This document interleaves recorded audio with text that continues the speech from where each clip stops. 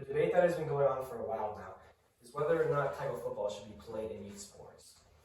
Injuries have been present in youth football for a long time, as it is definitely the sport with the most of them.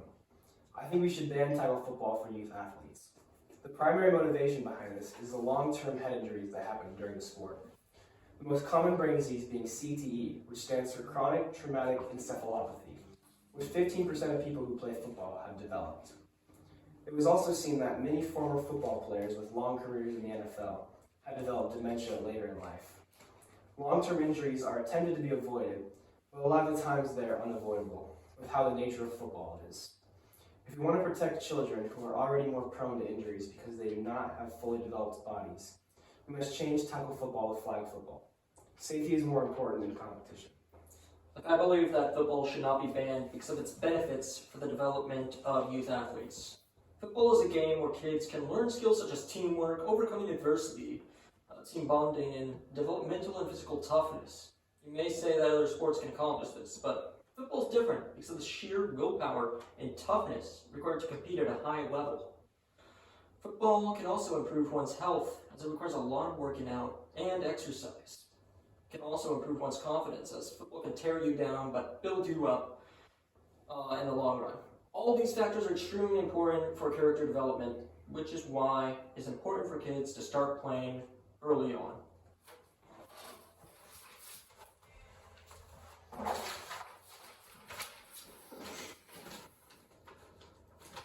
Tackle football should be banned because of the immediate effects of injuries, not just the long term.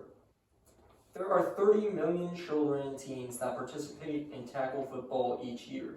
There are over 3.5 million injuries reported every year. Some of the most common injuries are ACL, MCL, and meniscus tears, broken and sprained ankles, concussions, and broken wrists and fingers. Not only do these injuries affect the kids' football careers because of missing games, but it also affects their lives in general.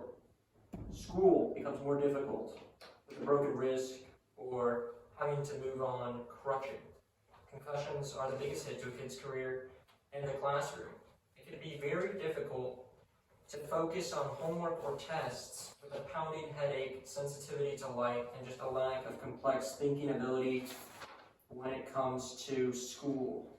This affects kids' grades and makes school more stressful than it needs to be. Although they may not like a huge deal at first glance, the immediate effects that injuries have on kids can hurt them in a major way, both physically and mentally.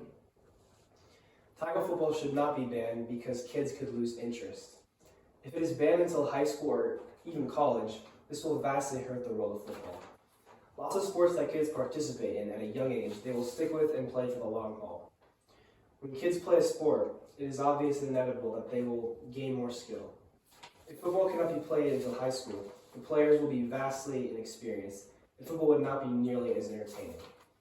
This would also not allow kids to get used to the wear and tear of the game, so a lot more injuries would be likely to happen. Also, making kids wait will make them more likely to give up on the sport and lose interest more easily. Since they have not grown up in the culture of the sport, they will be more likely to lose motivation and drop the sport forever. Football can be a dangerous sport, but the benefits are obvious. Sometimes risks must be taken for the benefit that football can have. Although head injuries are a serious worry, the benefits from football that build character are necessary for the development of our youth.